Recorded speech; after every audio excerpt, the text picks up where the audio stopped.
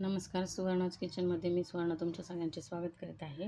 तर आज आपण पाहणार आहोत तोंडल्याची सुकी भाजी। त्यासाठी आपण तोंडले असे स्वच्छ धुवून घेतलेले आहे। त्याचा मागचा पुढचा भाग असा कापून घेतलेला आहे।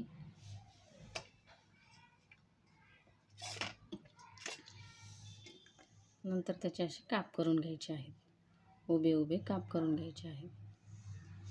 आता आपण सगळे तोंडली चिरून घेणार आहोत। अशा प्रकारे आपण तोंडले चिरून घेतलेले आहेत, उभे काप करून घेतलेले आहेत। एक टोमॅटो, 2 कांदे, लसूण आणि कोथिंबीर चिरून घेतलेली आहे। तोंडले करण्यासाठी आपण कढई तापायला ठेवली आहे, त्यात 2 चमचे तेल टाकलेले आहे।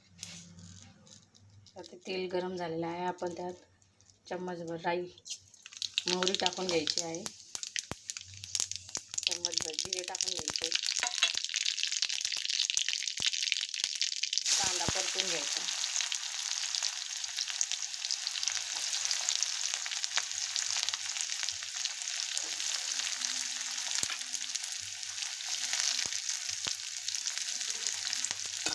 कांदा चांगला लाल होईपर्यंत परतून घ्यायचा।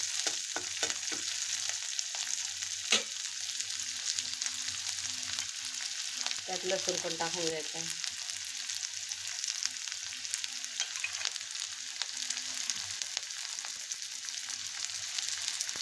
हे सगळं लाल होईपर्यंत परतून घ्यायचं।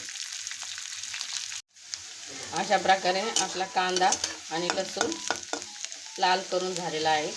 कांदा आणि लसूण असा लाल झाल्यानंतर आपण त्यामध्ये हळद, लाल तिखट, काळं तिखट आणि धना पावडर अर्धा चमचा टाकून घेणार आहोत। हळद चिमूटभरच घेतलेली आहे, टाकून घेणार आहोत।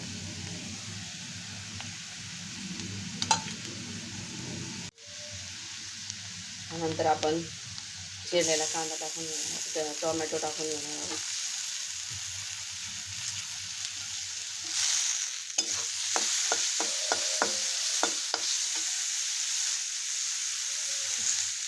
कोथिंबीर टाकून घेणार आहोत।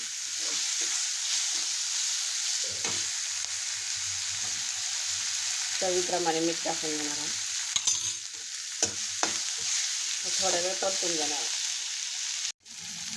अशा प्रकारे हे सगळं परतून झाल्यानंतर आपण यातून तोंडले टाकून घेणार आहोत। आता हे चांगले परतून घ्यायचे। आपण असं परतून घेतलेले आहेत तोंडले। त्याच्यावर कोथिंबीर टाकलेली आहे। थोडंसं पाणी शिंपडायचं आहे।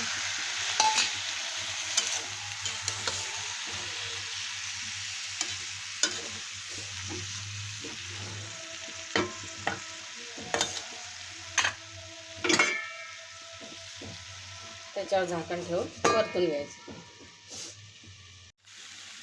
अशा प्रकारे आपली तोंडल्याची भाजी तयार झालेली आहे।